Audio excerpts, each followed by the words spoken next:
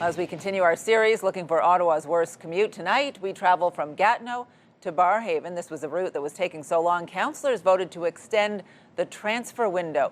Earlier this year, we tagged along on one person's afternoon commute to get a real-time snapshot, starting at Place du Portage in Gatineau, where we hopped on the number 13 bus to Tunney's Pasture. From there, it's another bus to Fallowfield Station. CTV's Tyler Fleming rode the bus and joins us in studio now with more on this. Tyler. Yeah, Patricia, this trip looks simple on paper. 2 buses, no trains. But many say if the first bus is late, the whole trip can unravel. I joined one commuter on her weekday journey home. Here's a look at how it went. It says 0 minutes. No bus yet, but no surprise. It's a disaster most of the days. Christine Solomon says the commute home from Gatineau to Barrhaven is a route plagued with delays. It took me over 2 hours to get home that first day back after the holiday break. It seems like a simple 2-bus trip. The first is a mere 5 minutes late. Usually the 15, 20 minutes, so yeah. Are we going to make our connection? Probably. Okay, but we might have to run. For now, we're in transit on the number 13 bus from Place du Portage in Hull to Tunney's Pasture Station. 16 minutes. But this transfer point is typically where the commute crumbles. Before April of last year, there was the nonstop bus, which was perfect. Last spring, OC Transpo overhauled its bus routes, creating connections to the O train, even where lines are not yet available. That transfer was added as a kind of like a final state when the western extension of the LRT opens.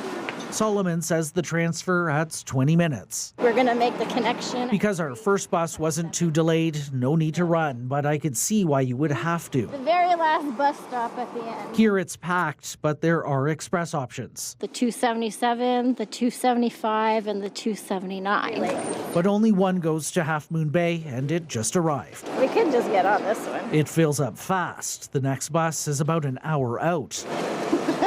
We aren't alone. We'll wait. It was too full. 300 people on it.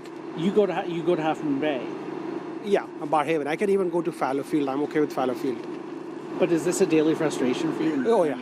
Yeah, for sure. Ask anybody here. Yeah. Many here say the route needs more articulated buses to handle demand. So that means you're going to be from Tunney's Pasture all the way to Fallowfield standing up. That's too long.